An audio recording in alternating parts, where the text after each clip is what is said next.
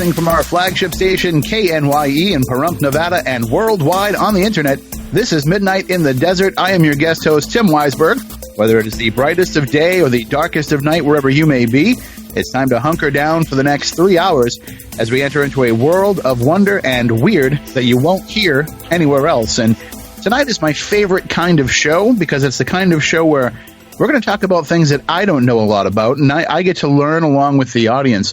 You know, I think there's a preconceived notion in talk radio that the host needs to come into something with, kind of a strong background in the discussion. You know, you would never host a political talk show without knowing everything about the candidates that you'll be discussing or the policies that you'll be talking about. With me, when it comes to some of the strange and unusual topics that we get to talk about here on Midnight in the Desert, I love when I can go into something where I have just a very rudimentary understanding because there's so much that encompasses the subject matters that we can talk about here. No one person could ever know all of it.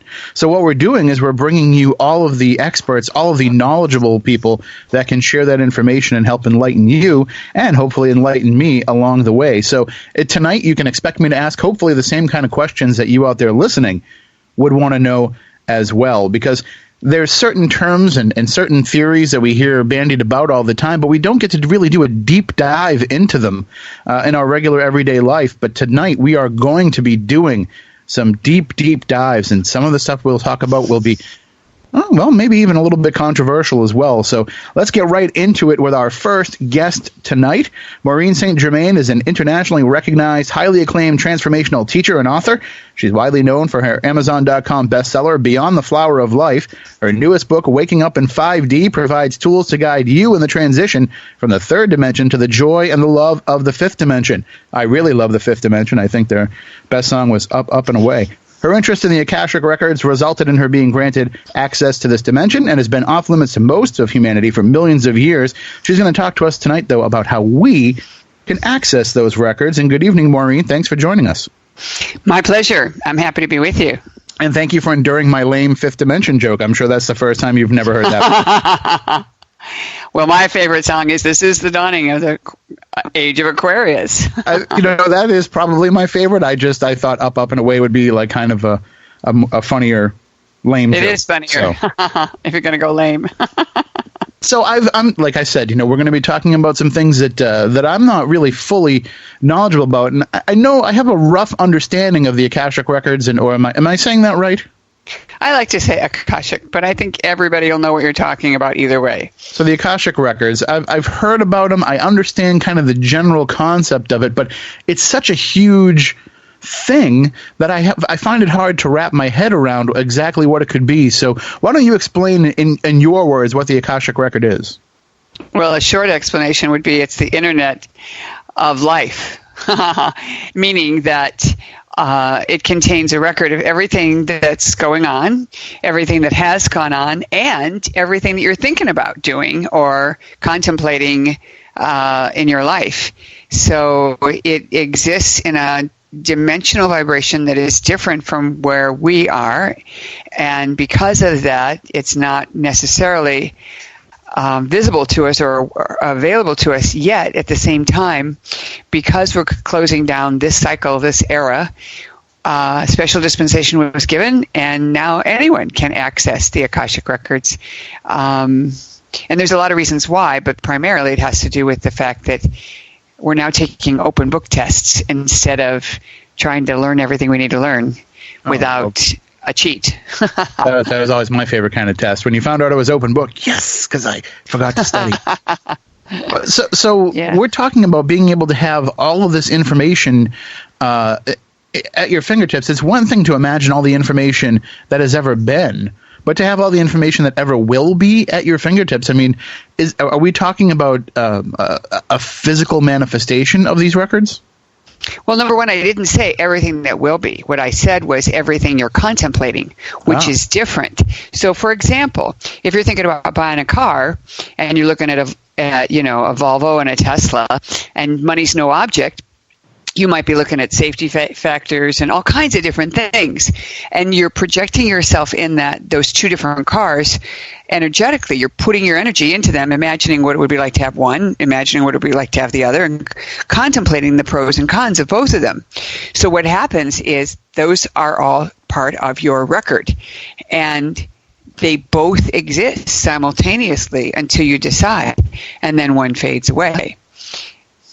So it's funny because I use kind of a similar example when I'm trying to explain the multiverse to people. When I'm out talking about Paranormal 101, I call that lecture that I give, and when I try to explain that there are multiple universes, I say you woke up for breakfast this morning, and I'll ask somebody in the audience, did you have eggs or did you have cereal? And well, I had cereal, but did you think about having eggs? Yeah, but I didn't want to bust out a pan and make some dirty dishes. But there's another eventuality where you did have those eggs, and your life may have gone a different way. It may have gone exactly the same way, but that still exists. And I always kind of say every eventuality is a reality, one way or the other. So if that's what kind of the multiverse is teaching us, how does it work with its fading from the record? Well, David Deutsch, the famous physicist, does talk about the multi-universe. And the idea is that anything we have thoughts about, we are energizing. And my premise is that energy exists and it is being recorded. And so the understanding that you could have more than one choice. And in fact, according to Deutsch, each of us is doing both. And I maintain that the records only show what you are putting energy into. So once you decide, like you said, not to bust out the pan, then you put a stop on that energy, and that record stops, just like turning off the TV. Yeah. So they're very companionable. These ideas actually work well together, and it also helps people to understand the Akashic records, because this scientific understanding of the multi-universe is actually parallel to what we know about the Akashic records. The records themselves are simply an energetic imprint that we now know how to read and access. So, but there's more to the Akashic records than just the data set, and that is there are guides that reside as part of the records, like reference librarians, and they're pulling data for a person who is inquiring into the records, either if they're planning on having an Akashic records reading or they're learning to open their own records. The data starts to pull in, and when you do the process of sitting down to either write or receive that information, what happens is not only do you get an answer to whatever you were querying about, but you also get advice. And that's one of the most profound things about working with the Akashic records that's different, say, than remote viewing or trying to predict the future or understanding the multi-universe. We're actually getting a wisdom piece added into it. And so you're able to access your own records. Can you access beyond yourself and beyond your own existence? Yes, but you don't want to do that without their permission or blessing. So if your beloved wants to have a reading and they want to ask a question about you, that information is limited to their relationship with you. It wouldn't be about stuff that doesn't have to do with the relationship. Because sometimes it might just be easier to access the records to figure out where you want to go for dinner than to just ask somebody. Well, I also teach a very profound, super easy method to connect with your higher self, which is different than the Akashic records. Your higher self is you, and it's an aspect of you that's plugged into the reality. And so I teach people how to do that, and my husband and I do check in with my higher self to see where we should go for dinner. And it's a riot, because sometimes we find out later the place was closed. Sometimes we find out that when we did go there, the food was awful. We didn't check. We even did that once with an assistant, where we checked in on every single person. And then when that one person left, we thought, we'll just go to our second choice, which my husband had wanted all along. And my guidance from my higher self was, no, not this person. Well, we brought her on board, and 3 weeks later we found out that she was a thief and she was writing checks and blah, blah, blah. So That part's very cool. So I think your point is well taken. We're all looking for more information. Even though we're in this information age, we're still looking for more. We're looking for ways so that we don't have to do things twice, so we don't have to wish we had done it another way. And that's another thing, that in the records, you can see or understand more about a choice that you don't want to take, but it's better for you. You know, when we're parents, we can see clearly, oh yeah, this choice is much better for my son than that choice. But they're making the choice because they're 16 or 18, and maybe they make a choice that we wouldn't choose for them. And then they live to regret it, and we have to stand by and watch. But as an adult, if you have the ability to check in and find out, your life is dramatically different. It's just like, I met and eventually married my husband, who was a West Coast guy, and I'm an East Coast kind of a person, and I love the East Coast. I love New York, and I wanted to be in New York. And initially, when I asked what I was supposed to do about this budding relationship, my record keeper said, build a bridge, which had never occurred to me. But what it also meant is that I could have two homes, which I had also not thought of. And eventually, when we decided we only wanted one home, we made it New York. And that would never have happened. I wouldn't have hooked up with him. I would have pushed him away. Well, I mean, but do you also find in your experiences with accessing the records, do you find that your gut feeling, your intuition, your first idea is usually the right one, or does it kind of show you that you have to be open to considering more possibilities instead of just going with your gut? Well, I think the idea of going with your gut is a good one if you don't have any other tools. But going with your gut is kindergarten compared to using the tools of your higher self or your record keepers. So does it show? I mean, I guess it's a case by case basis and maybe even a person by person basis. But can you see if your intuition is usually right based on the records, or do you find that it can be kind of up and down depending on the circumstance? Okay, now going with your gut is not the same as intuition, although it could be. Okay. And certainly going with your gut is your emotional response, because that's where your solar plexus is. That's where your energy around emotions is. So sometimes going with your gut isn't such a great idea. You know, I have a story of a woman who had 3 kids. 2 of them had moved out. The oldest one was still at home. She was a widow. Everybody had a trust fund. There was plenty of resources, but the oldest daughter didn't move out. And the mom was, in a tough spot because the daughter was critical, and it wasn't, it was kind of like, what are you doing here? And finally when she asked her higher self said to be more patient with her daughter. But when she was in the records, the record keepers explained to her that her daughter needed to mature at her own rate, and that she needed to give her daughter more space. And they told her that she would always be there for you when you need her. And that had never occurred to her. When you have a 30-something daughter, you're not thinking about when you're 80 and you need someone to look after you. Yeah, that's true. I mean, I also didn't realize that, the phrase going with your gut actually did have a physical connection related to that part of your body. I just thought it was kind of, something that was an intuitive thing, but I didn't realize there was a difference. I guess that means that I'm probably always going with my gut and not really accessing intuition at all.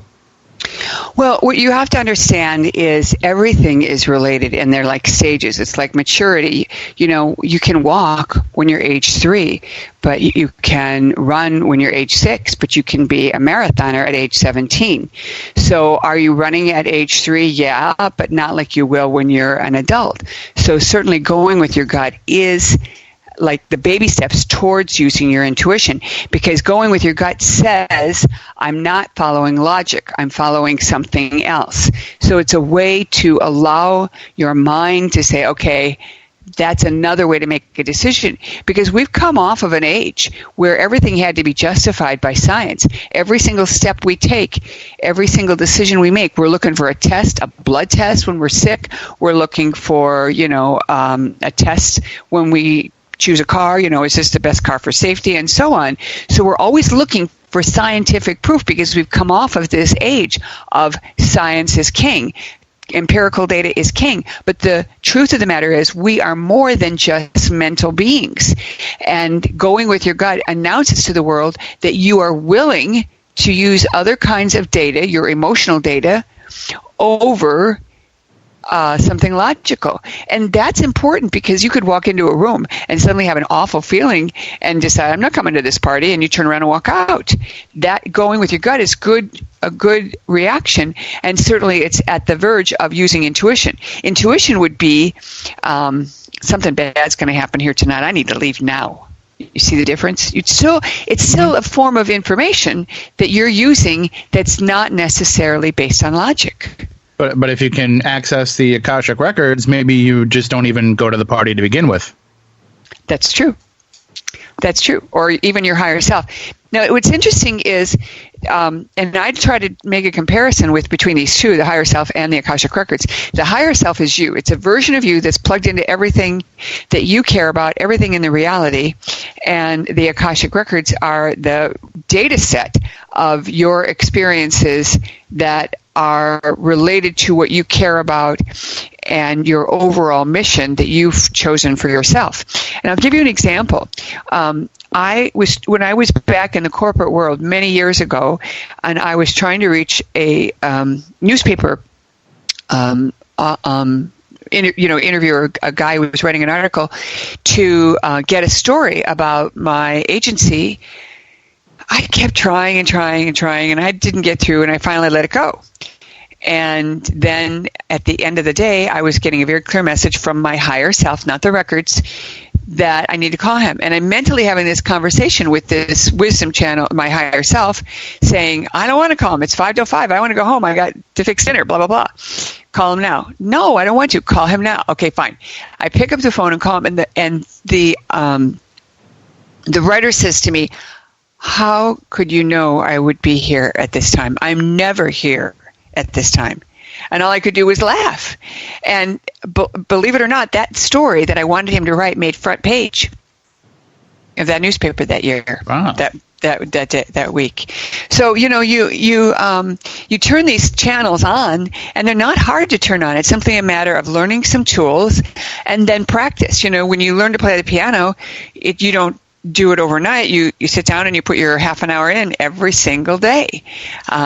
When I took piano lessons as a child, if I showed up for my lesson and I hadn't practiced all week, my teacher knew. She could tell. And so this idea that we're going to turn on the channel and suddenly have access, it's not like the internet and that vantage point, but even that's similar, because think about all the apps we have and all the tools we have to acquire data and use data in a way that's helpful to us. But if we don't know how to use those tools, it's only marginally helpful. Right. I guess it's not just being able to access it; it's being able to access it and use it properly. Anybody can walk into a library, but not everybody understands the Dewey Decimal System. Well, not only that, or that you could ask someone to help you. My husband calls me the app queen, and I laugh because every time he needs something, I'll say, well, I have this app that does this, and he just laughs because it's true, and I'm willing to continue to learn. And that's, I think, the trigger point. Being willing to learn is who we are. And sometimes we take comfort in knowing something and then relying on it to the exclusion of other data. So the fact that you have go with your gut kind of awareness is awesome. That also means you could easily build the bridge to your higher self, and it means you could also probably learn how to open the Akashic records pretty easily. Everybody can learn it. It's just a matter of, how much effort do you need to put in to feel comfortable. Everybody gets in, and the thing that's shocking to everyone, including me, is how accurate it is right away. Because you're thinking, how did I know that? How could I possibly have known that? And wild stuff happens. I had a situation when a couple of years ago, my husband is a fire investigator, and he was working on a ship that had a freighter. And the ship had been towed into port, and he was working there. And I kept seeing in my third eye, in my vision, that there was going to be some kind of an industrial accident, and he wasn't going to survive it. And I didn't know what to do with that, because I feel very strongly that just because I have information doesn't mean I'm supposed to be telling everybody. And I couldn't get clarity in my own awareness. Do I tell him, or do I sit back and wonder? And I had time. I knew when it was going to occur energetically. So finally, I said something to one of my team members, and she said, "Thank God you told me this, because I've been having the same vision." So then I just said to my husband, have you thought about whether or not you're going to go back to the ship and continue your investigation? And without skipping a beat, my husband said, "Well, if you told me not to go, I wouldn't go."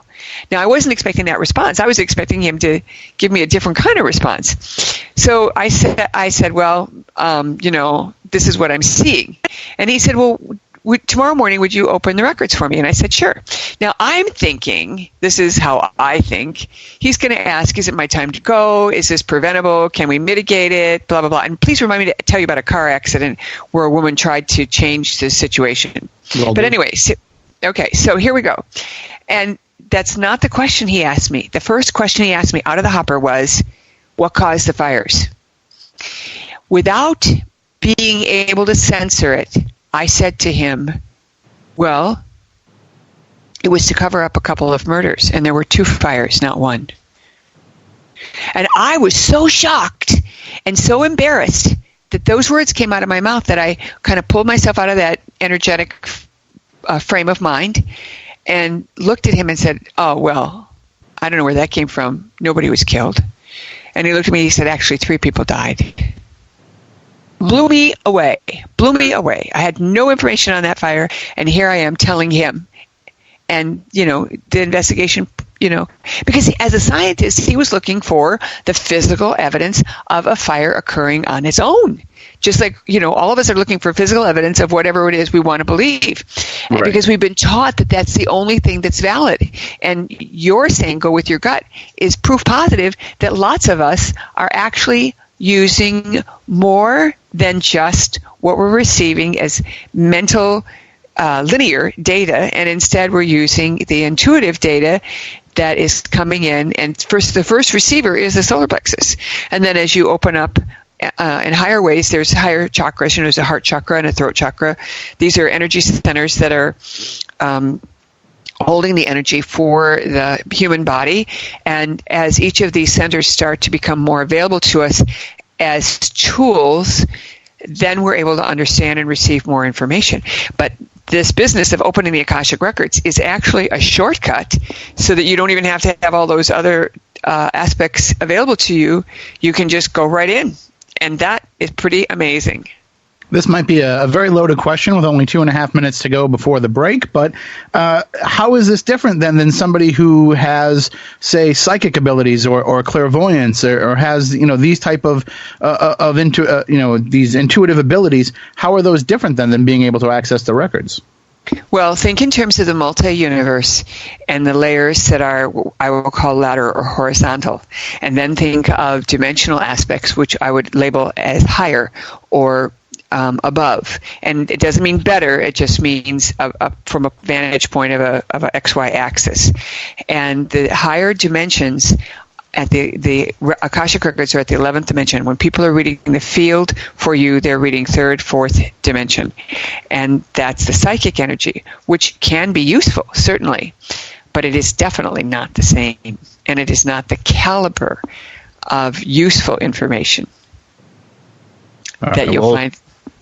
I was going to say, we're going to have a lot to unpack coming up after the break. I want to get into a little bit of the history of the Akashic Records as well, kind of how we came to find out about them and how we've gotten to this point where now you're saying that humanity is being given access to it and that we are in this kind of open book test mentality. We'll also talk about the idea of 5D and the connection of sacred geometry as well. So, like I said, we do have a lot to unpack here, but I think by the end of this discussion, we'll have a lot greater idea and a lot greater a map in our mind of how these things all connect.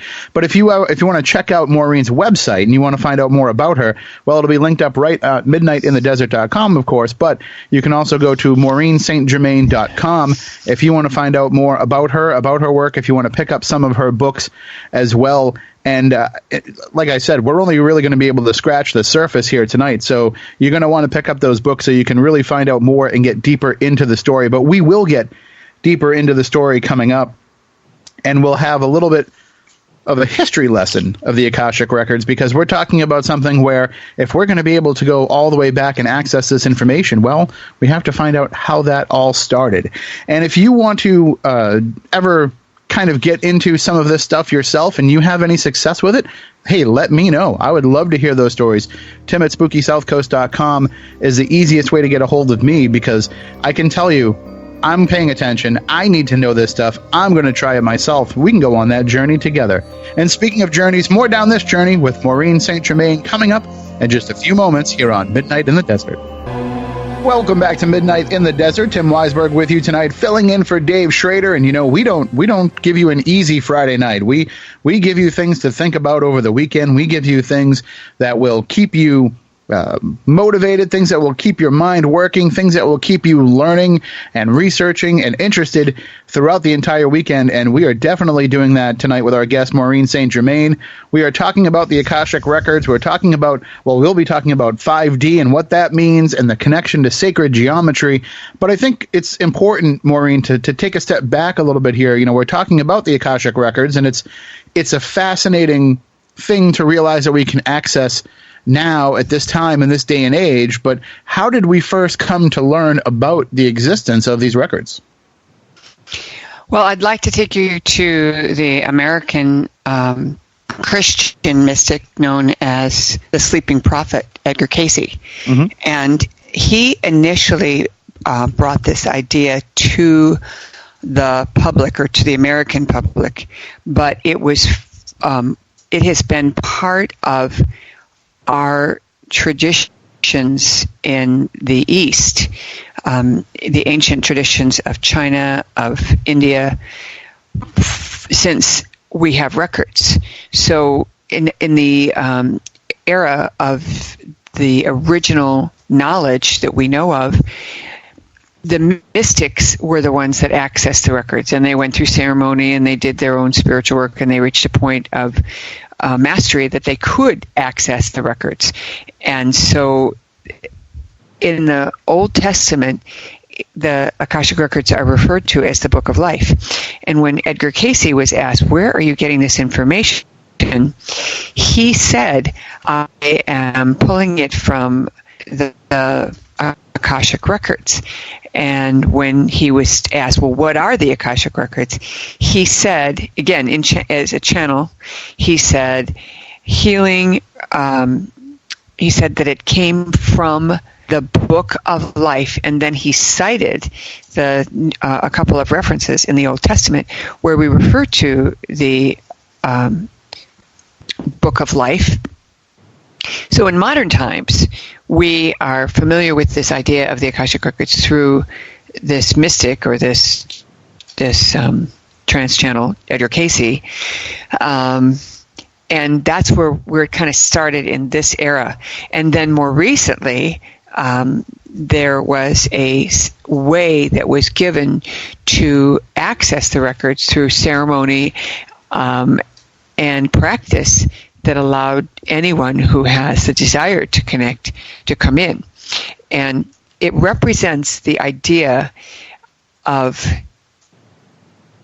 creation was made, and it was believed that it would be useful to have a record of everything that occurred. So if you believe in the idea of creation, then the records followed it.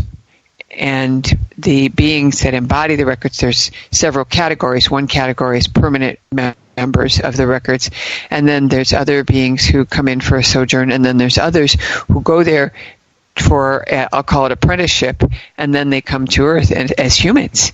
And so there's even people that I have read for that are from the Akashic Records and have a lineage there. And that's very interesting stuff. So they're coming here, but they're not formally from here. They're some other kind of being? Well, I think every human is not from here. Wow, that makes a difference. I think we're all, I think if you look at there's a big leap in our genetics between the species that's closest to us and humans, and that had to have come from somewhere. So I'm just using my own gut feeling. I have no proof of it. I certainly haven't had a conversation with anyone or in the records or anything, but I don't believe humans are from here. I've never felt like that from the time I was a child. I didn't feel like we were from here. And I think that a lot of people have this memory. You talk to people, and some people say, I don't feel like I belong. I don't feel like I'm here. I'm from here. And you kind of laugh it off. But they're not. Maybe none of us are, And so if that's true, then the records represent all of it, all of that history and all of that information. And it's interesting that you ask these questions, because one of the things that I felt, and this was like my own personal bias, that I didn't want to give people information about, what planet they were from or where they'd come from or where they had been, if it was for entertainment purposes. If they needed the information to help them be better in this lifetime, like they'd been a murderer before and now they're trying to make up for it, that's one thing. But just, to find out you were Cleopatra or King Solomon, that like, come on, give me a break. I'm not interested in that, because I'm interested in forward movement, in progress, and how can we be better. And so, finding out who you were just because you're curious isn't my cup of tea, and that's just me. So I actually made a contract that said I won't give that information, and if somebody asks it and it is for information, it is for entertainment, I'm blocked. I won't be able to give it to you. Oh. It's funny.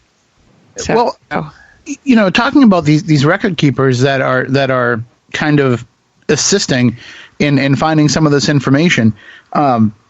Have you talked to people who have accessed the records themselves that have actually worked with the same record keepers, or is it are they kind of like spirit guides that were kind of assigned to certain individuals? That's a good question, and the answer is both. There are spirit guides that work with you and work with you for a time, and sometimes they work with you your entire life. And then there's other guides that come in, and they're only part of the area of knowledge that you're seeking, and then once you're done with that, then you move on to another guide. It's a little bit like how we take learning in real life. You have some professors in college that you really like, you maybe stay in touch with and maybe even work with after you've graduated, and then there's others that come and go. At one point, before all this started, all the business of the record keeper started with me, I was told that I was being given access to a dimension that had been close to humanity for eons, and then I was told I was being given a permanent guide. So a permanent guide means, okay, gosh, I guess this being with me all the time. But that we all have angels and guides helping us, but sometimes it's based upon what we're seeking rather than just anytime you need something. It's like my manservant or something, and I'm making a joke here. I certainly don't take it that way at all. I'm trying to be it's someone who knows what you want and knows what you need to know and is there to assist you and prompt you. So how does that process happen then? You said you were told, so you kind of had a leg up on things. But if somebody just like me, who's coming into this not knowing anything about this really, how do I start myself on the path to be able to access the Akashic records?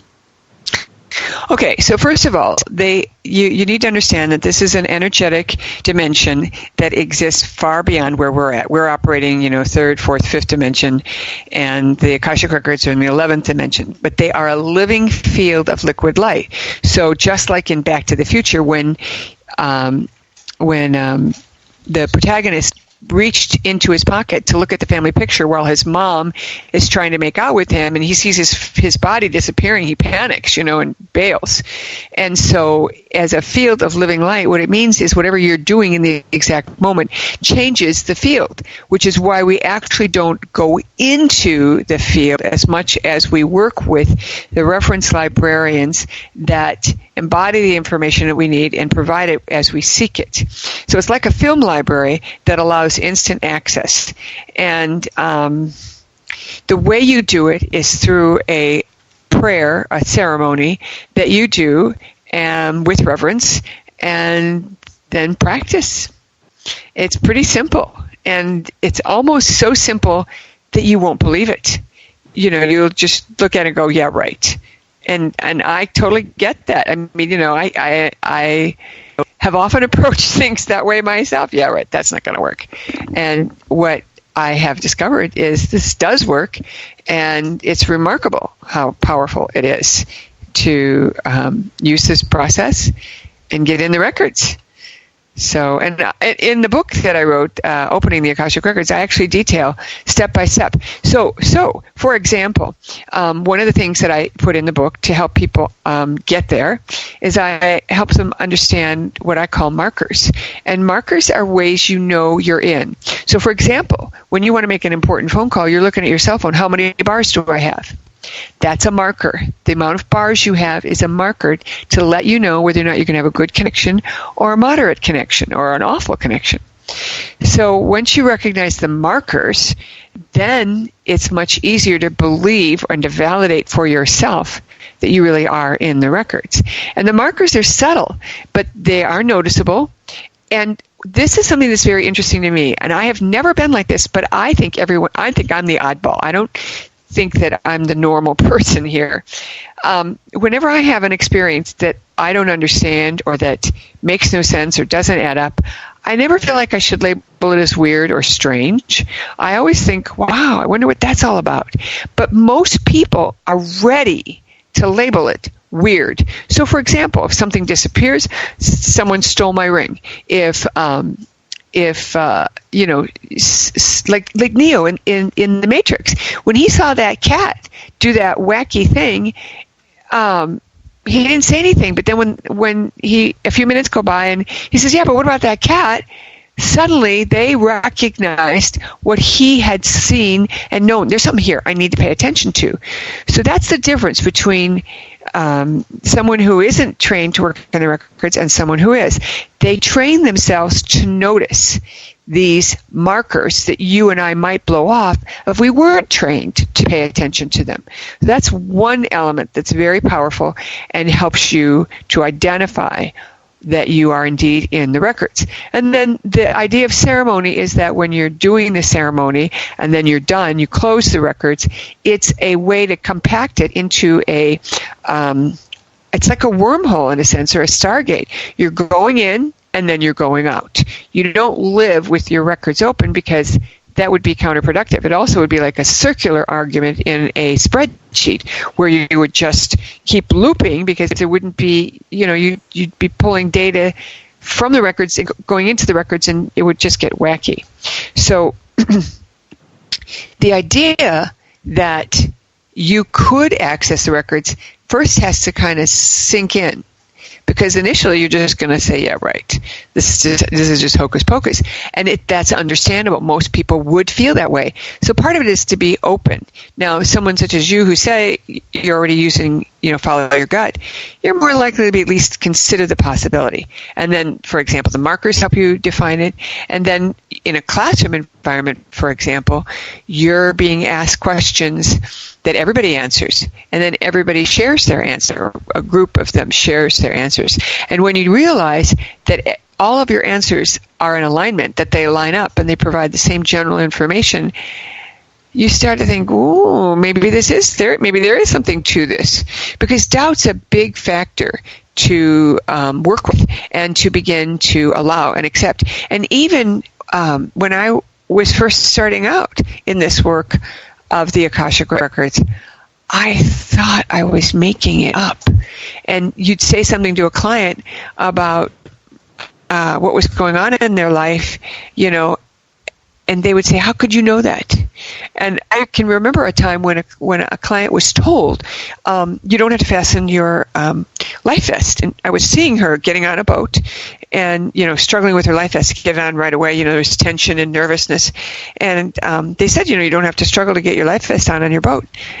And she said, how could you know I have a boat? And I started to laugh. I said, I didn't know you had a boat. That just came from the records.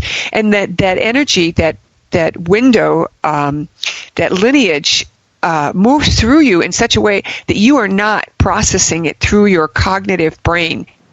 It's like you're opening up that window and your voice connects with the data set rather than you thinking it and then speaking it. So that's also why when you have an Akashic Records reading, and you come back to the reader, a week or two later, and you say, well, what did you mean when you said such and such, or why did you say this, or what did this mean? He or she's going to look at you and say, I don't even remember saying that. Mm-hmm. So there's a quality that you're not putting it through your brain. That is also quite profound, because when that flow starts, and that's another thing that happens as the channel in the moment, you're writing information or you're speaking information that you're not processing. And because you're not processing it, you're not analyzing it for validity or credibility. It's just coming through your mouth. And that's why, for example, in my case, or in the case of that woman where she said she was shocked when she was shown how scared her daughter was, that's the time that you begin to realize there's no way I would have gone there. No way I would have thought that. There's certainly no way I would have said that somebody had been murdered, especially to my husband. I mean, I don't want him to think I'm the village idiot. Well, it sounds to me, though, like instead of an actual, for lack of a better term, a search through the records to find information, it's more like it's a download. It's an instantaneous bit of information that you're just the conduit for it coming from where it's being kept out into the world where it needs to be spoken. Well, that's a very good observation, and that's one of the unique features of the particular lineage that I teach, is that we take the download first. So before you ask any questions, before I know anything about you as a human being, we deliver this download as you have described it, and I call it a download. I either call it opening remarks or a download, and it's exactly what you've just described.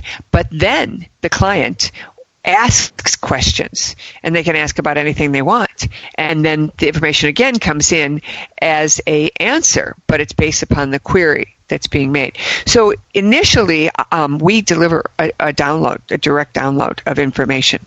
So, and it's a very interesting concept that you say, because it's like a download, but at the same time it's like a conversation, depending upon where you're at in the process. Does being able to have access to the records, does it take away anything from the experience of life? You're talking about kind of cheating by having the answers, but does that take away some of the happenstance and the hand of fate that can intervene into life? Well, you make a good point, and if we always wanted to be surprised, that would be okay. But, if you are struggling because somebody you're working with is being obnoxious to you and you can't seem to get along with them, and then you discover that in a past life you were adversaries and this time around you're supposed to work together, that's really helpful, because now you're a lot more tolerant of the BS and they're not going to trigger you as quickly. There was a man who called in on the radio show one time, and he said his adult, like 17-year-old daughter wasn't very friendly to him and wouldn't talk to him and had all kinds of attitude towards him, and he felt like he'd been a good parent, and he was a spiritual teacher himself and blah, blah, blah. And in the records, the record keeper said to him that he and his daughter had been adversaries, and she still saw him that way, and that his job was to love her anyway, and that he was more evolved than she was, and it was his job to help her, take the leap to be at a higher level. And the way he was to do it was to act as if they were best friends or best buddies anyway, and not receive her interactions personally. I raised 4 sons, and I can tell you that one of my sons was pretty hard on me and pushed me away in very harsh ways. And I can remember one time my best friend saying to me, will you just tell your son that his father can do such and such? And I said to her, well, if I do that, I won't get what I want. And she says, well, what do you want? And I said, I want more time with my son. And I was willing to look at the big picture of what I wanted in the overall scheme of things, and the fact that they were acting like, teenagers do, was not directed at me, and to not perceive it that way. But that's not easy to do because, we tend to look at each other as persons that are cognitive and thinking. I've even had business associates that don't think like they're adults. And you say something to them in a rational, normal way, and they react like a child who's been attacked. And you think to yourself, what the heck? Normally you could say to someone, you're talking too loud, or you're hogging the mic or whatever. But somebody like that, you have to walk on eggshells. So why not find out what's really going on rather than stay in a place of surprise and not get what you want? And that's the thing about having access to the Akashic Records and having the ability to use your higher self. And that is, you get what you want more and more often than you would without it. And that's really amazing, because sometimes we don't know that what we want is behind the curtain of this obnoxiousness that we don't want to put up with. Is that kind of like almost like a karmic challenge, where to say, you didn't get along in the past and now we're going to make you get along so that you can learn from that experience? Is that kind of why those circumstances happen, or do they just happen that way? I think it's funny how you worded it, because I'm listening to you thinking there isn't any outside energy running the show. We're collectively running the show. That's my belief. And so if that's true, then I decided I wanted to learn how to be more open-hearted. And, my obnoxious son or daughter is helping me learn that piece while I'm making space to help him step up. And so I see it as an opportunity. And this whole business of karma, that's one of the things that I learned back in 94. And I have been teaching since 1994 that there is no more karma. And it's mind-boggling, because when I first announced it to someone, they were not happy about hearing it, because they were sure that couldn't possibly be. And, what about all this and all that? And when I was in the Akashic Records and I was teaching a class in Hong Kong, there was a very powerful discussion, and this message came through, and I'm just going to surmise one of the statements in it, and it was, the game of good and evil, right and wrong, is over. The game ends when there are no more players. Will you be the first to leave or the last?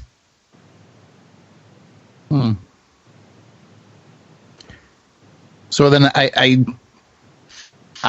honestly have been saying something similar to that for a long time, where I've said, we get into a lot of arguments and even wars over the ideas of good and evil, but that both are kind of just truly subjective and really are just kind of agreed upon concepts more than they are actual things that exist out in the universe. Exactly. And what a concept to have that concept. And certainly that's what the book Waking Up in 5D is all about. It's helping people to recognize that they have a choice, that they can step out of that polarity game. But here's the rub. If I have a business partner that steals from me and I break the partnership and I move on, and then I let go of the fact that I lost all this money, that's me looking at it from a karmic vantage point. But in the records, when I found out that person was another expression of me, I thought it was hilarious, because that means there was no karma. I stole from myself, and stuff like that you can hardly wrap your brain around. But what if you had someone, a friend or a business associate, that did you wrong, and there was no connection with that person? Could you look at it and say, there's no more karma, I'm going to let it go, it doesn't matter? Or would you say, well, I'm willing to say that I don't have any more karma, I don't want that stuff, I don't want that baggage behind me, but that guy still has to pay me back? It's pretty tricky. Right, and I think people often mistake karma for revenge. Like they look at karma as being like, I want them to suffer like I've suffered. That's not exactly karmic. That's more vengefulness than anything else. But people just throw that term around because it makes them feel better about having that feeling to think that, fate and karma will pay that person back for what it is that they did, as opposed to saying like, gee, I hope they suffer like I have, because it sounds more flowery and nice. Right. You're absolutely right. And I think our feelings are paramount. And I think that's the number one thing that the record keepers give us, is they address our feelings so that we can think in a way that allows our feelings validity and then expansion. Yeah. Well, you had mentioned, living in 5D, and we're going to take a break coming up here in a few moments. When we come back on the other side, let's talk about that. Let's talk about what 5D is all about and how people can live in 5D. And we'll also bring sacred geometry into the conversation as well, and we'll put it all together, and we'll figure out how you can help this guide your life and how you can put this to use. Again, as our guest, Maureen St. Germain, has mentioned, she's written a couple of books, Waking Up in 5D, Opening Up the Akashic Records, and others. You can get them all from her website, MaureenSt.Germain.com. If you want to check that out during the break, just go to midnightinthedesert.com and you will see Maureen right there with a link over to her website and all of her information. We'll take a quick break. We'll be back with more Midnight in the Desert in just a few. Welcome back to Midnight in the Desert. Tim Weisberg with you, filling in for Dave Schrader, winding you down into your weekend. And we are talking with Maureen St. Germain. We've been talking about the Akashic Records for the first hour of the show. And now we're going to get into the idea of 5D, and we're going to talk about what that's all about and how you can actually wake up in 5D, because that is the title of one of Maureen's books, Waking Up in 5D. And, of course, my first question with that, Maureen, would be if you could explain to the listeners exactly what the concept of 5D is. Okay. So the idea of 5D is the tradition of what the churches tell us is heaven. It means that you're in a place of awareness and experience that are pleasing to you, and you're able to have communication with others that's positive and pleasing. So 5D has no polarity. It has the ability to have instant manifestation, and it is the ability to have experience without punishment, experience without pain. And that is broadening our abilities, because right now we think that experience has a price. Experience has a, no pain, no gain. So we have these ideas about polarity, and that's one of the first things that people begin to realize in 5D. Everything is different. And what's really interesting is you can be 5D and then slide back down into 3D. And I'll explain that. Sure, please. Okay, so if you've ever had anything disappear, it could be your car keys. No, car keys are kind of an interesting thing. So let's say your sunglasses, and you put them down and you do something in your home, and then you think, oh, I should go back out and take care of this. So now you're in a more frantic kind of environment energetically, and you go to grab your sunglasses and they're not where you put them. And you think to yourself, I wasn't tired. I put them here. They're not here. What the heck's going on?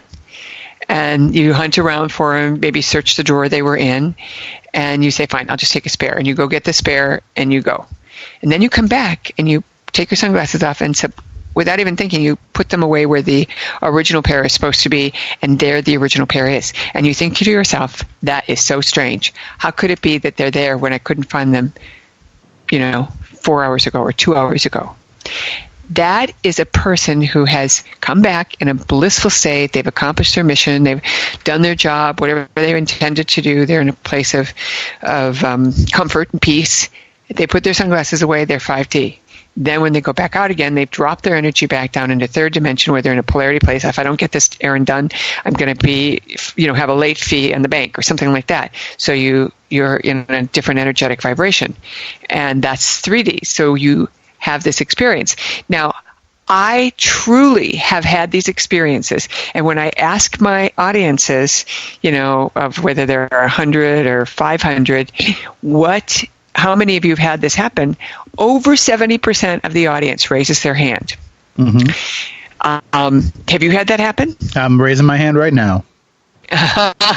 Okay, so here's how I figured out what was going on.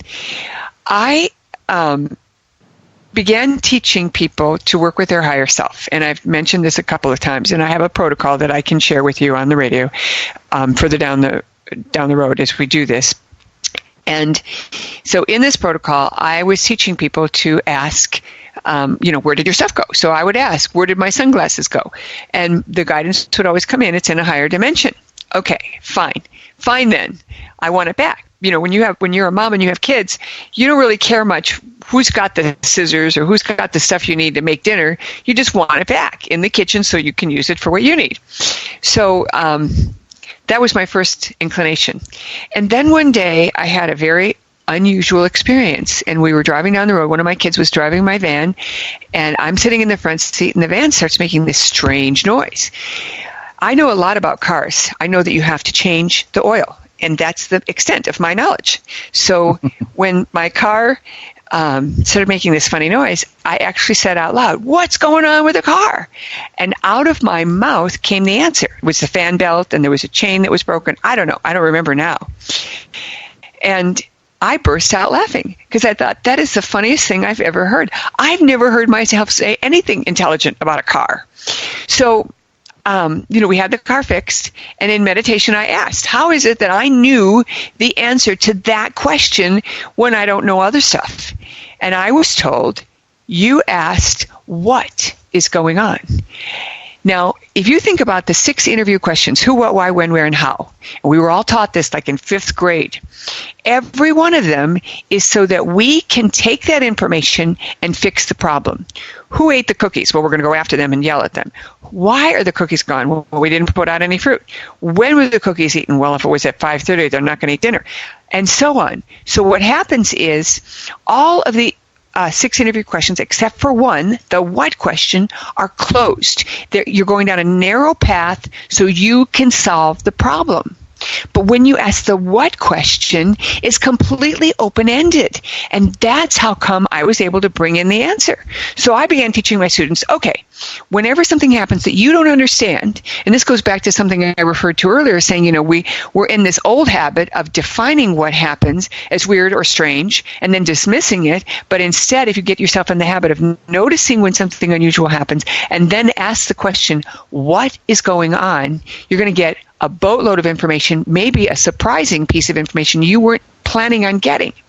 So as I began teaching this, one day when something disappeared, instead of asking my usual question of where did it go, I fell into this new pattern that I'd been teaching the students is what's going on? And my higher self said, Maureen, you were in a higher dimension when you put it down. And that's when I realized I was sliding into this higher dimension energetically without even knowing it. And so have you. And so has probably 70 or 80% of the population that are noticing these kinds of things. So we're already shifting into 5th dimension and then sliding back. So as I contemplated all this, I began to realize it's like a teenager. When my kids were teenagers, sometimes they did some really brilliant stuff, and other times they did really stupid stuff, just like teenagers. And one time when I was bragging to my mom about some mature thing that my particularly troublesome son was doing, she said, kids don't grow up in a straight line. And I said, what does that mean? What are you talking about? And she said, usually when they do something really mature, they follow it with something really stupid. And again, it was like, oh my God, that's us. That's us. We move forward, and then we take we move forward 3 steps and we take a half a step back. We move forward 3 steps and we take a half a step back. And what's really interesting is that is tied to a whole thing about sacred geometry, because we do not move in a straight line like we think. The geometry says we move up and around and we hover above or below that trajectory that we're aiming for. So how is this all tied to higher dimensions? When we are in a peaceful, yummy state of joy and comfort and bliss, we're very likely in 5th dimension. When we're in an anxious place or a judgmental entity or frustration, we've dropped back into third dimension. So the goal would be, how do I get into 5D and stay there? Because then I can manifest things very quickly.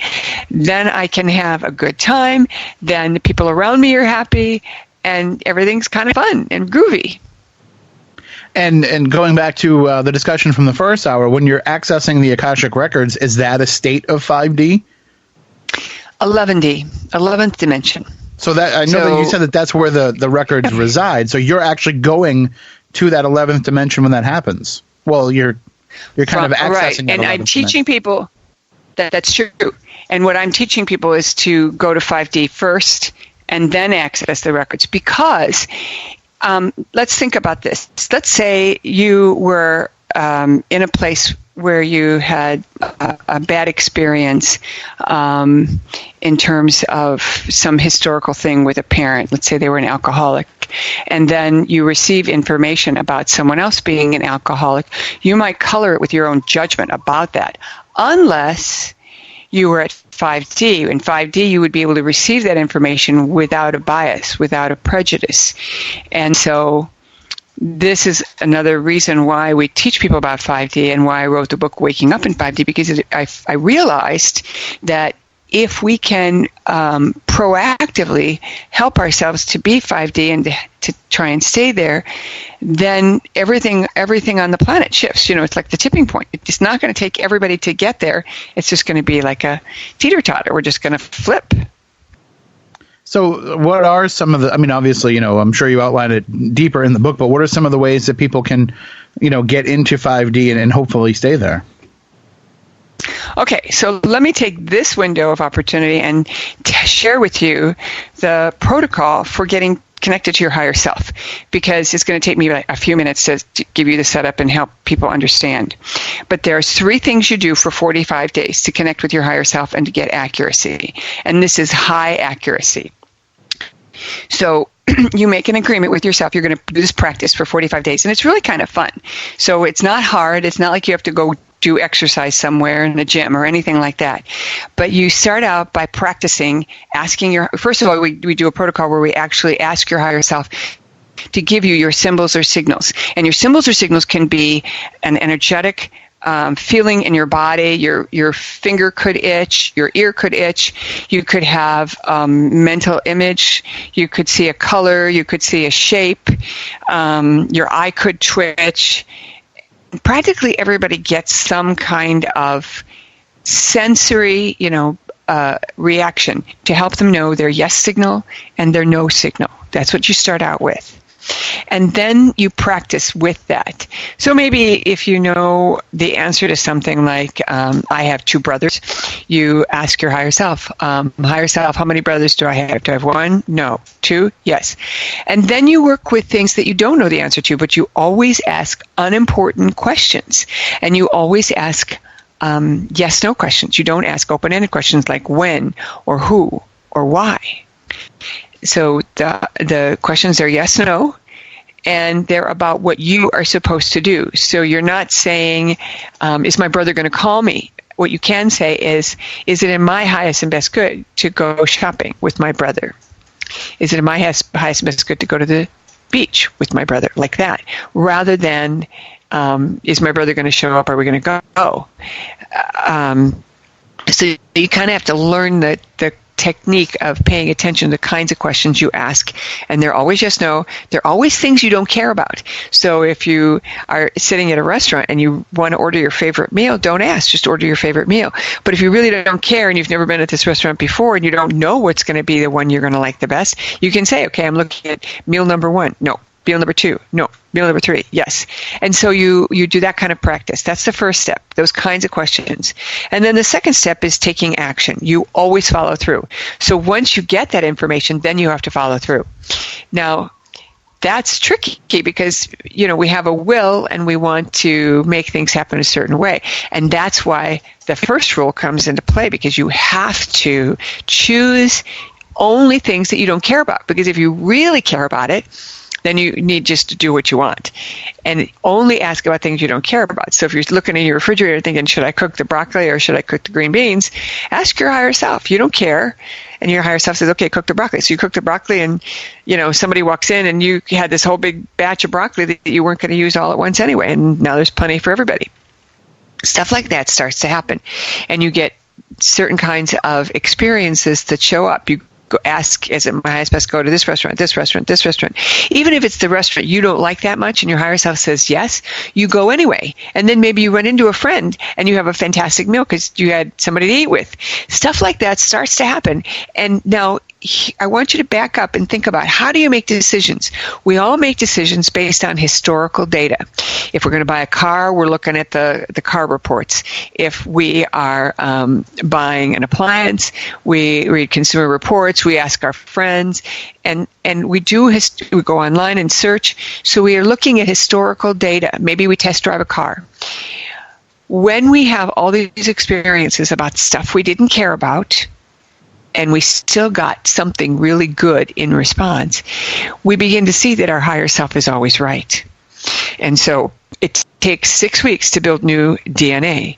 So at the end of the 6 weeks period, what you've done is you've built in your consciousness an ability to read the field and to know what you need to know, even when you don't think you know, even when you think that's counterintuitive.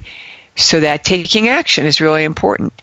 And it's like when you're learning a language, you don't learn French and German at the same time. It's too confusing. So you limit your activity, and one of the ways you limit that is the third thing. You avoid other divination tools. So you don't use your pendulum, you don't use muscle testing, you don't use any of those things, so that you're in a really narrow band. And the fun thing is, you're supposed to be playful. So, if you really don't care whether you have a cookie, you can ask. But if you're really looking at that cookie with, gosh, it really looks good, I think I'll have one, don't ask, just have the cookie. And it's also, I like to joke around with people and say, if you're a smoker, don't be asking your higher self if you should have a cigarette right now, because that is something you really care about and you're connected to that. So that's not a I don't care question. That is a I care question. So you got to be aware. And how do you know if you really don't care? Ask yourself, if I get told yes, will I do it? If I get told no, will I abstain? And if you can answer, yes to both of those, then you don't care about that answer, and that's the time to ask. Now, I had an engineer say to me, well, this isn't working. And I said, well, what kinds of questions are you asking? And he said, well, on my drive home from work, I'm asking if the light will change before I get to it. And I started to laugh. And I said, well, that means you really care about the answer. And he said, no, actually, I don't care whether I get home 5 minutes later or not. And I said, yes, but you're keeping score. You have made it important. And he said, well, how else will I know if my higher self is making any progress? And I said, that is the whole point. You have to go 6 weeks without caring about the answer and let the evidence prove itself to you. The outcomes of these questions are always going to give you something that you didn't know or didn't expect, something that's beneficial to you. And as you do this, you suddenly realize with your own experience that your higher self is always right, and your higher self is always going to get you something that you really want, didn't even know you wanted, didn't even know you needed sometimes. And that's really cool. Well, that's going to be the hardest part, though, because, you're going to care just about making sure that you're following through, and that you're that's staying on the right track. That's a really good point. That's the one thing you're allowed to care about, that you show up and ask 40 or 50 questions a day. The rest of it you're not allowed to care about. And that's a brilliant observation, because that's one of the biggest things I have. I teach in China and other parts of the world, and the Chinese students are brilliant at follow-through. They're brilliant at showing up, and they're willing to do this, but they're not willing to not test the system like you just described. And I'll give you an example. A woman stood up in one of my classes and said, I'm a vegan, and I asked my higher self this morning if I should have meat at breakfast, and I was told yes. Why would my higher self lie to me? And I started to laugh, and I said, well, first of all, you're not following the protocol, because the protocol says it has to be unimportant, and you not eating meat is important to you. So you already set the system up. You set yourself up to fail. Number two, your higher self was right because it was playing with you, showing you how you would sabotage yourself by testing. And, that you would raise your hand in class and ask this question so you would really get it, that the process has to be nonchalant. Yes, you have to show up regularly, 40 or 50 times a day to ask unimportant, stupid, inconsequential questions. And questions that you don't care about doesn't mean stupid questions like, should I put my right shoe on first or my left shoe? We're talking about, should I go barefoot or should I wear shoes? Should I wear the brown shoes? No. Is it my husband's good to wear the white shoes? Yes. Like that. So have a little bit of substance to them, but not so much so that it'll become something that you already have an ingrained preference for. Exactly. Well said. You can come teach with me. You're doing great. Well, yeah, but it's still going to be a hard thing to be able to zero in on because, we like to act like we don't care about a lot of things, but then if it doesn't go the way that we want it to, it can throw us off. So the hard part's got to be learning to just accept whatever that answer is. Well, you make a good point, but people are different. Every one of us is a control freak. Your point is well taken, but we all have varying degrees of what we care about. I raised 4 sons, and I always put a tablecloth on the table, not because I wanted to be like a white tablecloth mom, but because if they knocked over a glass of water or milk, I could just push the tablecloth together and not have to get up and mop it up, not make a big scene. Other mothers have to have just the perfect paper table, perfect placemats, and then when the kids make a mess, then they make a big scene. Mm-hmm. And that shows different levels of control that I am running versus another mother who's running. And so some people are like controlling about everything. Other people are more laissez-faire. So one of the things we have to do as self-assessment is say, well, how much of a control freak am I? And if you can't think of anything that you truly don't care about, then you need to make a list. And there are people in my classes that say exactly what you said. I care about everything. And I want everything to be a certain way. I want to wear these clothes with this pair of shoes. I want to wear this jewelry with this outfit. I want to take this route to work. That kind of a person has to make a list of things they're willing to play about. And it is play. You want to be playful. You want to be so playful that you truly don't care, because then when things work out in a really beneficial way or a benevolent way, you're thinking, wow, that was so fun. That was amazing. And that is the reinforcement that the ego needs to decide that my higher self is always right. I think I'll work with my higher self. And it's kind of like this, if I were your new best friend and I was telling you that every time I went to the dog races, I won money, and the last few weeks I've been winning big, like $1,000, $5,000, $8,000. You want to go with me next week? You're going to say, yeah. And what are you going to bet? You're going to bet what I bet. And that's what happens. Our higher self becomes the new best friend that has all the answers. And, as we were talking about, you can actually get to the point where you can stay in 5D. Is there another dimension that humans can be in, or that they can stay in, or is 5D kind of the pinnacle of what we can reach to stay? I don't think there is a pinnacle. Yeah, today there's probably the 5D is the pinnacle, but that's a great word. I like it. I think that there's pinnacles that we reach, and it's just like there's some kind of a phrase about you climb a mountain and you realize there's a bigger mountain, and so we're always reaching for the next thing. Right now, one of the things that is happening is that we're attempting to bring all of humanity to a place of 5D, and that those of us who have reached 5D are actually going back down the mountain, and now we're the tour guide and we're bringing a group like that, and we're either doing it proactively, like on the outer teaching, or simply by our example, and people are thinking, yeah, she's got it together. I should try that. That's pretty cool, the way she answered her husband or the way she responded to her child. And we do that. We learn from observation as much as we learn from going to a course. And what will happen if we can get everyone to that place of 5D? When everyone's 5D, we're going to be in a place like Hawaii, and we're going to enjoy our experiences and the things that happen that we find we don't like, we're going to see some benefit and focus on that. And so our life will feel more joyous, and our interactions will be honest and sincere and supportive of one another. And you see a lot of that already. So I have great expectation that we are moving towards 5D or moving into 5D far more frequently than people realize.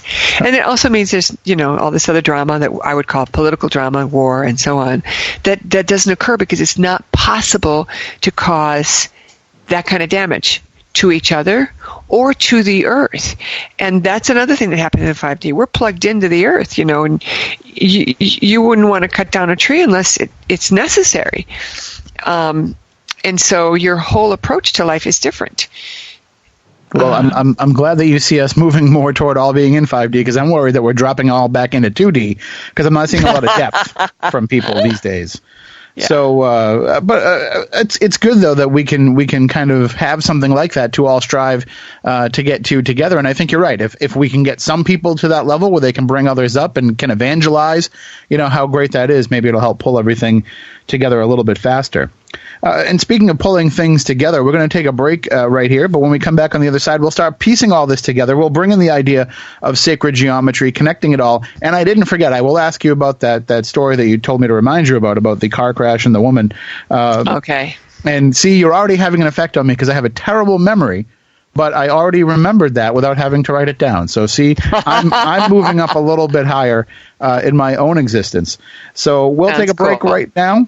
During that break, if you want to check out some more information about Maureen, just go to midnightinthedesert.com. Click on her picture right there. You'll find out all the information about her websites, about her books as well. You can also follow her on Twitter at TE Incorporated, if you want to follow along there. But we still have more to discuss with Maureen St. Germain coming back on the other side as Midnight in the Desert rolls on. Welcome back to Midnight in the Desert. Tim Weisberg filling in for Dave Schrader tonight and ready to take you into your weekend. We're talking with Maureen St. Germain about waking up in 5D, about the Akashic records, and now we're going to get a bit into sacred geometry as well. But before we do that, Maureen, I wanted to remind you about that story you had mentioned about the woman in the car crash. Yes, that's. I'm glad you did that. The storyline is about a woman who had a premonition about her husband getting in a car crash, and she was able to pinpoint that it would be on his way to a particular event. So she decided to take matters into her own hands and drive him to the event and took a different route, and they never had the car crash. But a couple of days later, he had a car crash. And so this is something that in the records, you could have a awareness of something that might be occurring, and rather than to decide at the act of a will to change things, I prefer to approach it from a vantage point of bringing in energy to support the transformation of that experience. And that means that you would approach it as, is this possible to mitigate, and can I have help to mitigate it? Because we do put things in motion, but when we ask for an interference, both positive or proactive, we can then change the reality. And I have other experiences where people did have premonitions about stuff and then, did proactive ceremony and it changed. So I think that part's really important, that we recognize that we're part of a bigger system. And it doesn't mean that somebody else is programming it. What it means is that when we want a change in the system, we have to be approaching it just like, you don't move everything in the kitchen and surprise your partner. I mean, you could do that if the place was a mess, I suppose, but generally speaking, we participate in these kinds of decisions, and that's what I mean, that we approach it as a, is this something that is going to be resolved in a different way? Right, and also because it's you want it to be functional, so it's not just a matter of, the whim, it's a matter of how does this help me going forward, and exactly. I think that people live a lot, and I don't know if it's just human nature or if it's something related to the culture of today, but people make a lot of decisions on the whim as opposed to thinking about, what the future consequences are. And it sounds like with putting all this stuff together, you'll be armed with that information and it will help you make a more informed decision. Exactly. That's well said. We use this information to be proactive instead of reactive.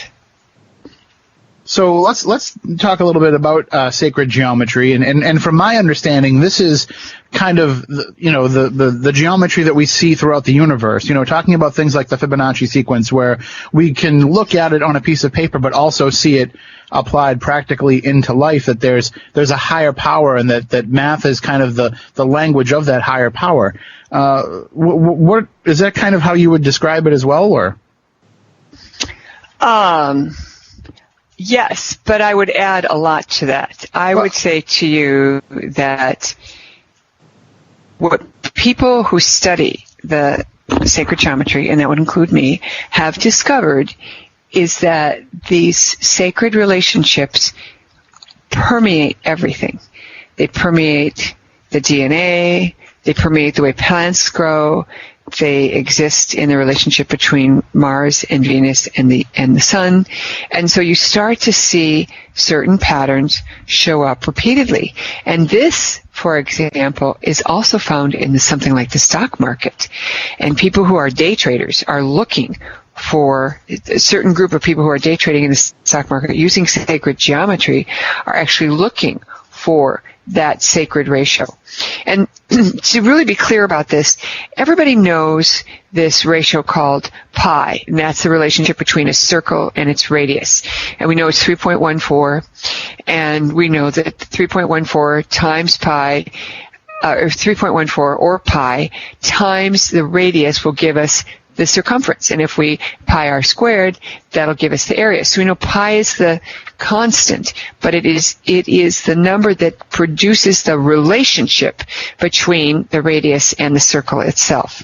So that's kind of like where I like to start with people so I can help them track with me, because otherwise it's too nebulous. You can't figure out what we're talking about. So understand that architects use it, builders use it, everybody uses this. Then the next ratio or relationship that is most prominent in the universe is this relationship known as 1.618, or phi, P-H-I. And it is found in the relationship of the bones of the body. So if you measure from your little finger to the top of your palm to the bottom of your palm, that relationship is in phi. So if your little finger is 1, then the whole length is in phi. And so you begin to comprehend that phi, the relationship phi of phi, is found everywhere. That's why they call it the golden mean. And it's very important to begin to understand that what we're really talking about isn't a number. It's a relationship, and it's the relationship between two things, one smaller and one bigger.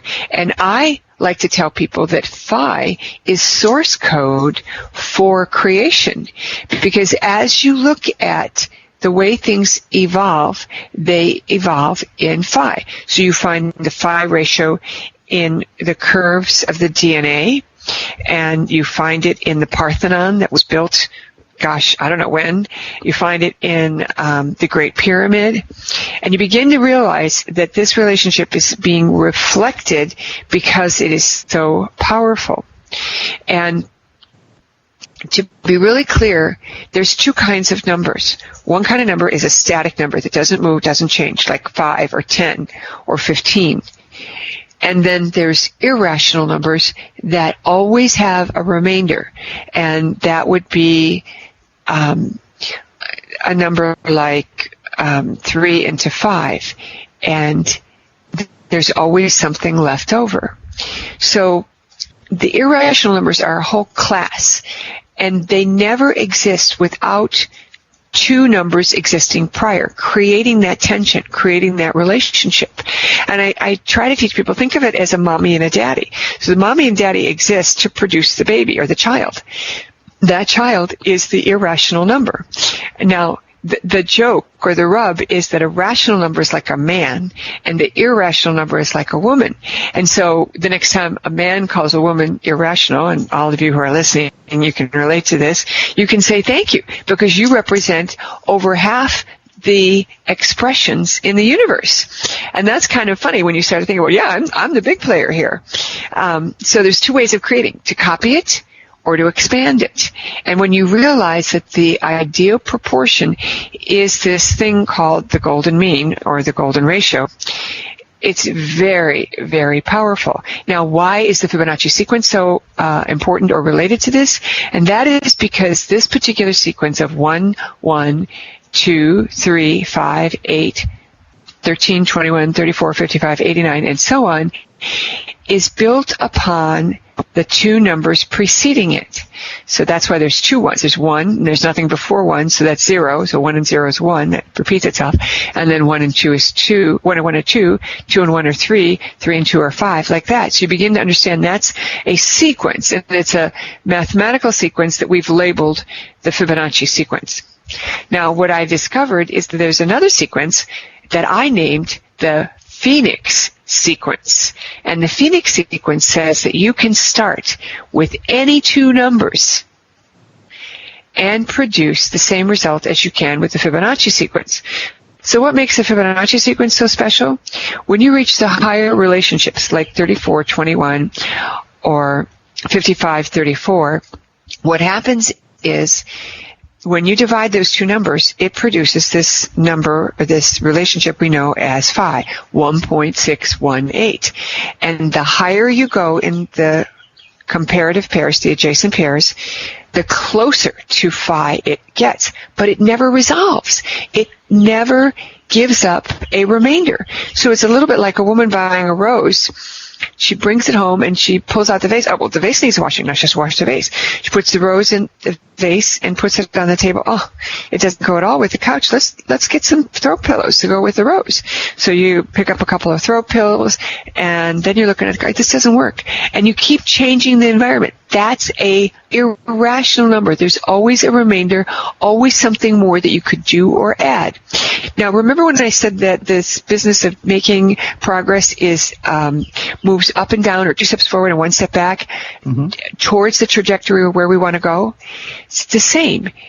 The business of an irrational number is always this tension between these two mommy and daddy numbers, and they're always going above or below the imaginary number that doesn't exist, which is this irrational number, to produce a transformation or change. So going back to the idea of the Phoenix sequence, you can take any two numbers you want and add them together, and on the 9th and 10th iteration, they will produce phi, or 1.618. So all of you who are listening at home, get out your calculators and start with any two numbers and add them sequentially. So let's say you start with 3 and 4, that's 7, and then 4 and 7 is 11, and 11 and 7 are 18, and you keep adding like that, and you keep track of how many times you've done it. And on the last two numbers, you almost want to have a pen and paper as well, of the 9th and 10th repetition or iteration, you divide those numbers and it will produce 1.618.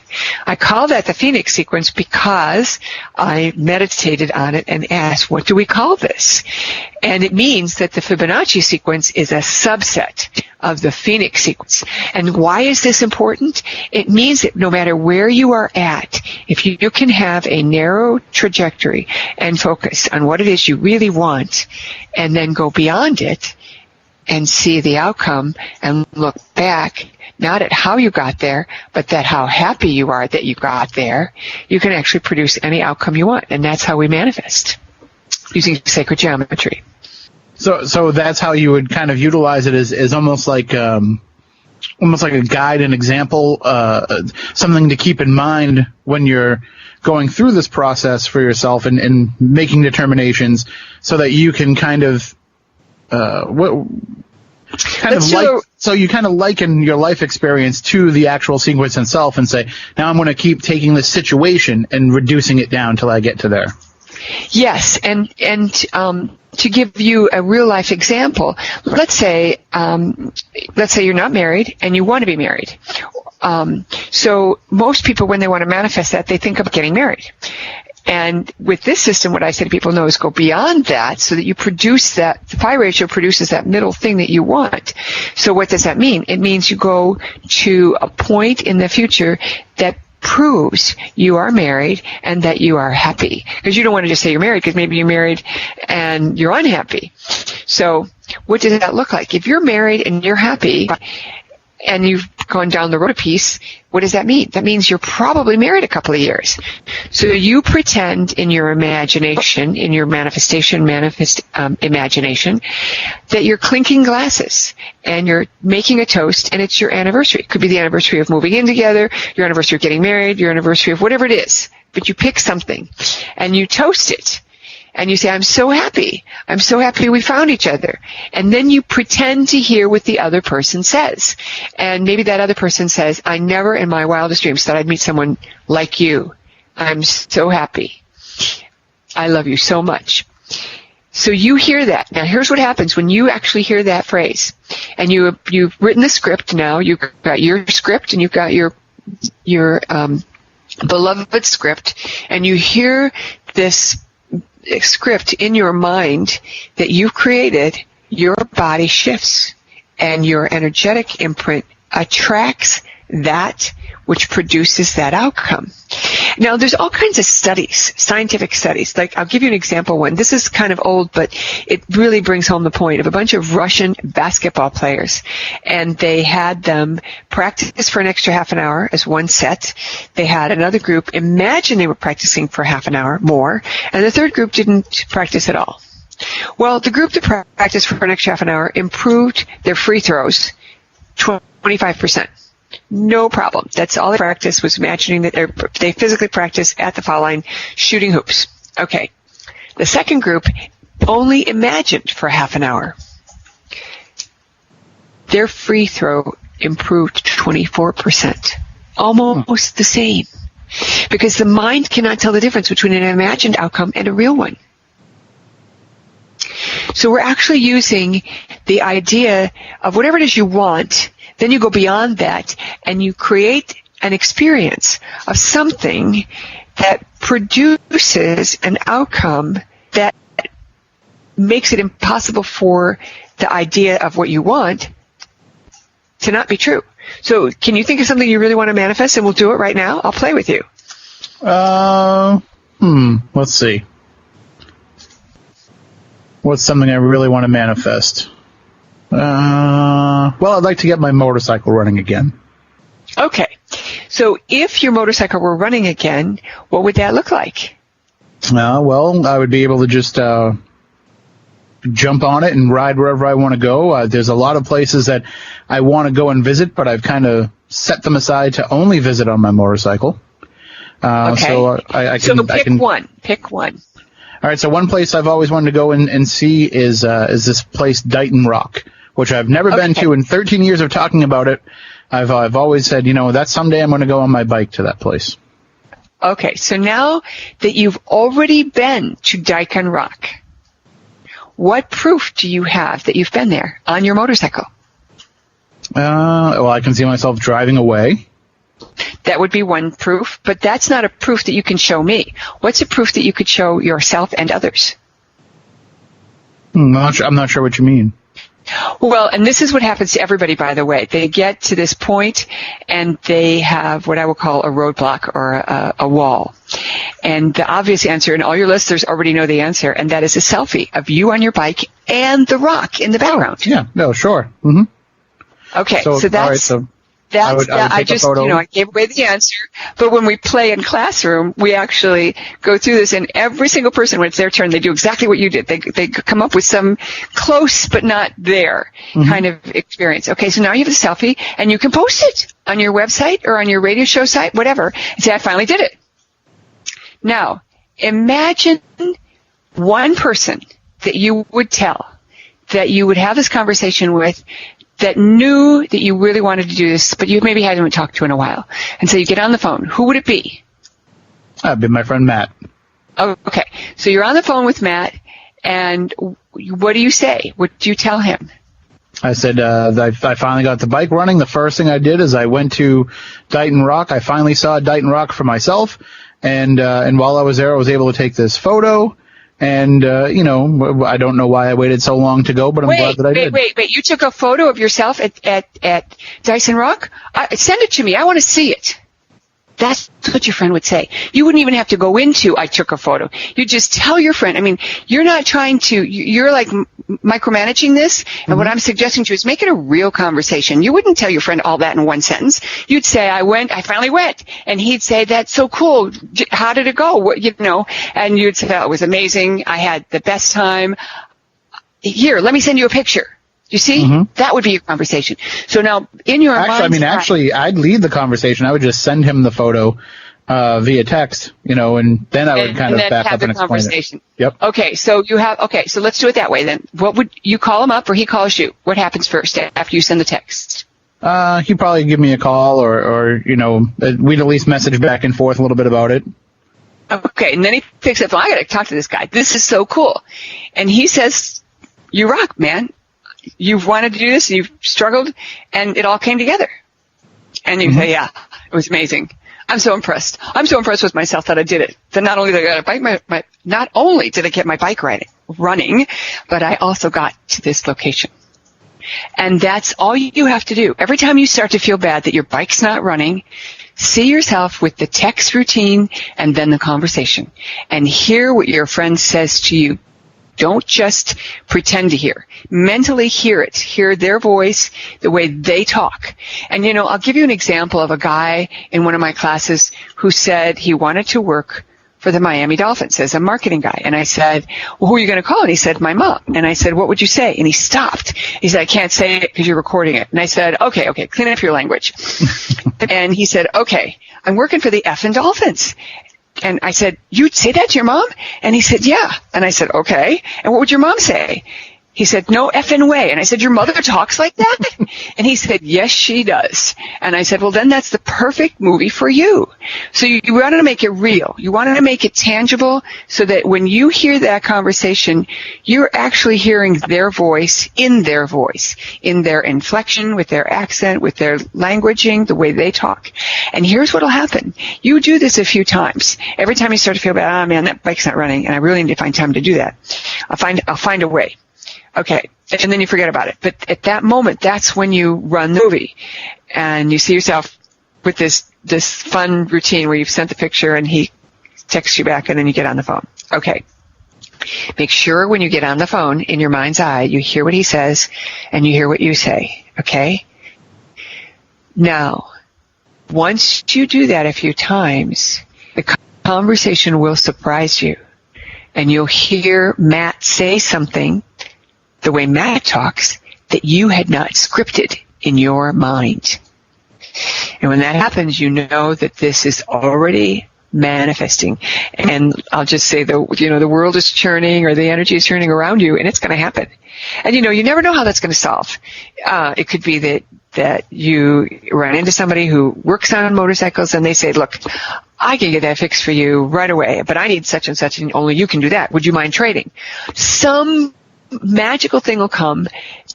You'll have time off, whatever it is, and it'll just happen easily, gracefully, and quickly.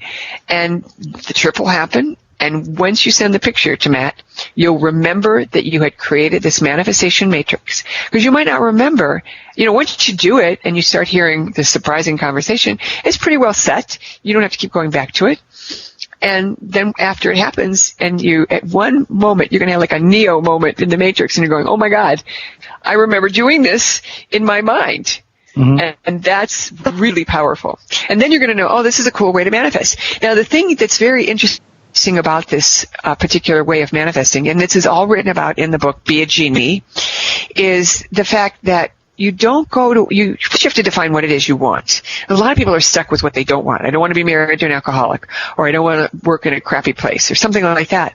But what you have to do is you have to say, well, what does that mean? That means do I want to be married? Yes. Do I want to be married to someone who is an alcoholic? Yes.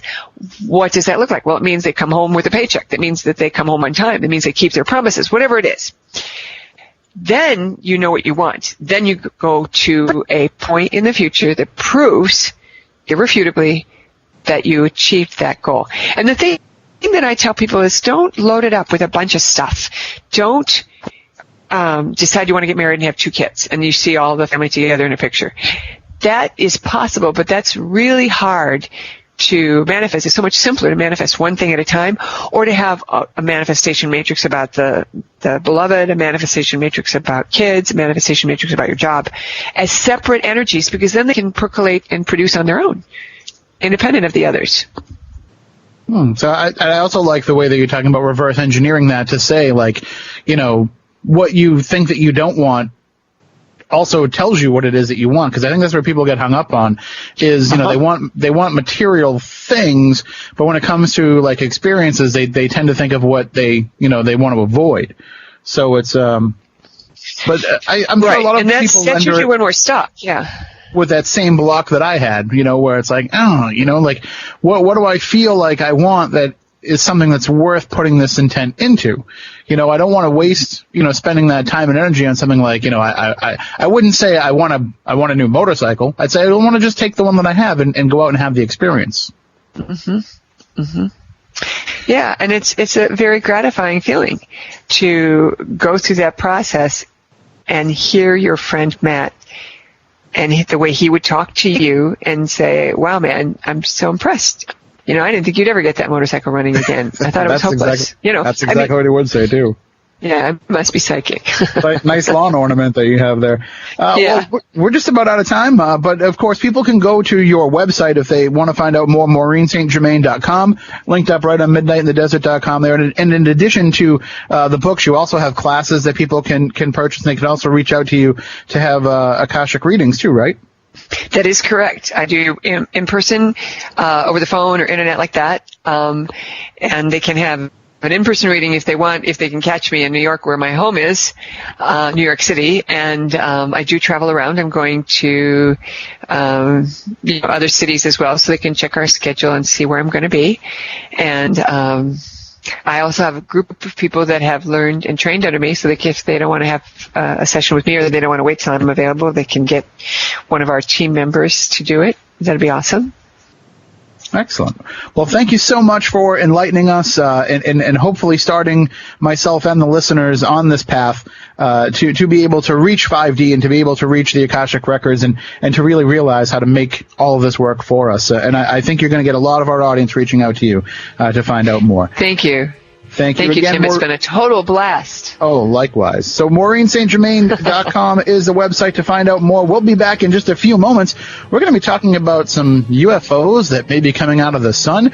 You don't want to miss that. So stay tuned for more Midnight in the Desert coming your way.